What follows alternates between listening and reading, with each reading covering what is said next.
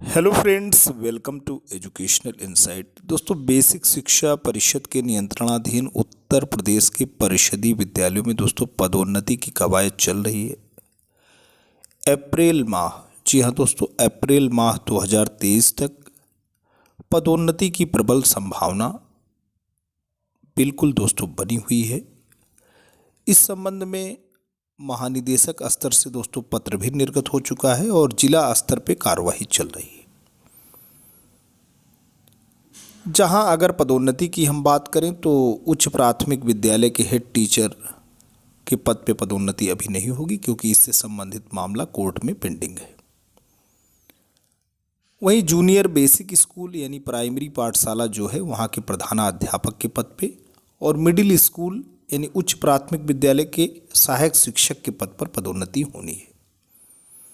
अब ये किन नियमों के तहत होगी, किन मानकों का प्रयोग करते हुए पदोन्नति होनी है? दोस्तों, कोई भी पदोन्नति जो है उसका आधार बच्चों की संख्या होती है, यानी छात्र संख्या होती है।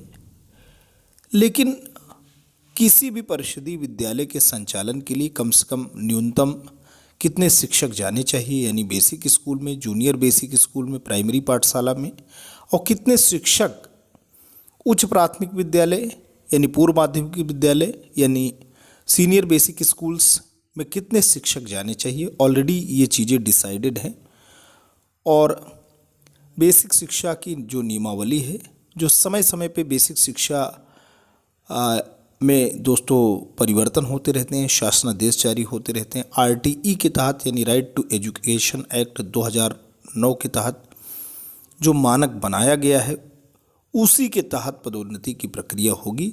तमाम जनपदों में बेसिक शिक्षा अधिकारी के स्तर पर जो विज्ञप्ति है वहाँ पे कितनी सीटें खाली हैं वो सारी की सारी चीज़ें दोस्तों प्रकाशित भी हो चुकी हैं। महानिदेशक स्तर पे वो भेजी भी जा चुकी हैं।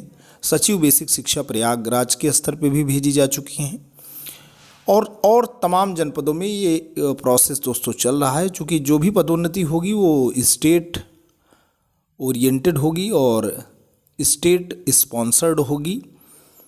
उसमें डिस्ट्रिक्ट लेवल पे जो भी सीट्स वैकेंट दिखाई जाएंगी उसी को भरना होगा।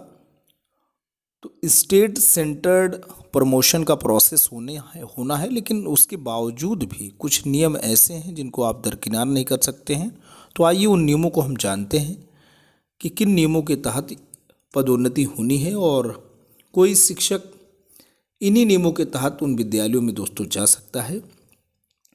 दोस्तों, जूनियर बेसिक या सीनियर बेसिक स्कूल में पद निर्धारण देखिए कितने बच्चों पर कितने अध्यापक और हेडमास्टर होंगे।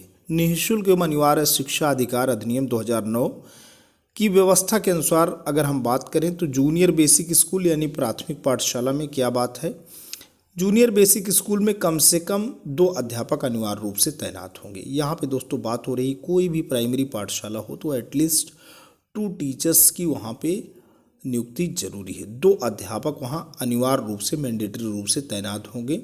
उसके बाद व्यवस्था क्या होगी, उसके बाद ये व्यवस्था है कि अगर 60 से 90 के बीच में वहाँ पे स्टूडेंट हैं तो वहाँ 3 शिक्षक होंगे। 90 से 120 के बीच में अगर स्टूडेंट हैं तो वहाँ 4 शिक्षक होने चाहिए और 120 से 150 के बीच में अगर शिक्षक हैं तो 5 अध्यापक होने चाहिए।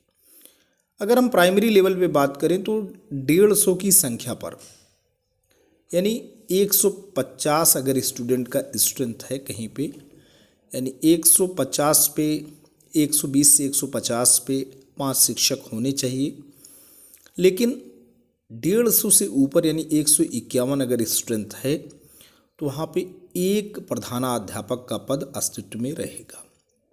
हेडमास्टर का जो पोस्ट है वो स्टूडेंट की संख्या पे ही है। अगर किसी भी प्राइमरी पाठशाला में 150 स्टूडेंट इनरोल्ड हैं तो ही दोस्तों वहाँ पे हेड टीचर का पद क्रिएट होगा, नहीं तो वहाँ पे जो भी शिक्षक रहेंगे वो सहायक रहेंगे और कोई एक सहायक शिक्षक वहाँ पे प्रभारी के रूप में पूरी व्यवस्था का संचालन करेगा। ये बात यहाँ पे हो रही है। अगर हम सीनियर बेसिक स्कूल की बात करें तो सीनियर बेसिक स्कूल में प्रत्येक स्कूल में कम से कम 3 अध्यापक होने हैं। एक अध्यापक उसमें भाषा का होगा, जो या तो हिंदी का होगा या अंग्रेजी का होगा या उर्दू का होगा, तीनों भाषाओं में से कोई एक। दूसरा शिक्षक गणित विज्ञान का होगा यानी साइंस का शिक्षक होगा या मैथमेटिक्स का टीचर होगा, गणित विज्ञान जो संवर्ग है उससे एक शिक्षक होगा, और तीसरा शिक्षक सामाजिक विषय का होना चाहिए। उसके बाद जो रूल काम करेगा वो 35 बच्चे पे एक पद। तो उसके बाद कहने का मतलब ये है कि अगर वहाँ पे 3 शिक्षक, एक भाषा, एक गणित विज्ञान और यहाँ पे एक सोशल साइंस के 3 शिक्षक जाते हैं, उसके बाद अगर बच्चों की संख्या बढ़ती है तो अगर बच्चे 35 और बढ़ जाते हैं तो एक शिक्षक वहाँ पे अतिरिक्त भेजा जाएगा। तो यही नियम है, इन्हीं नियमों के तहत पदोन्नति होगी। आपने देखा होगा तमाम जिला बेसिक शिक्षा अधिकारी के स्तर पर जो हेड टीचर का जो पद है वो माइनस में हो गया है।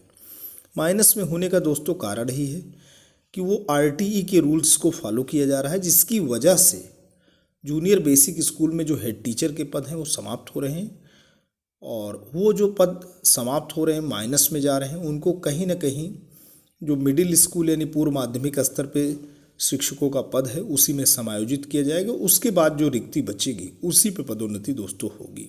आज के लिए इतना ही। Thanks for watching and listening. This is Jai Prakash Dubey signing off.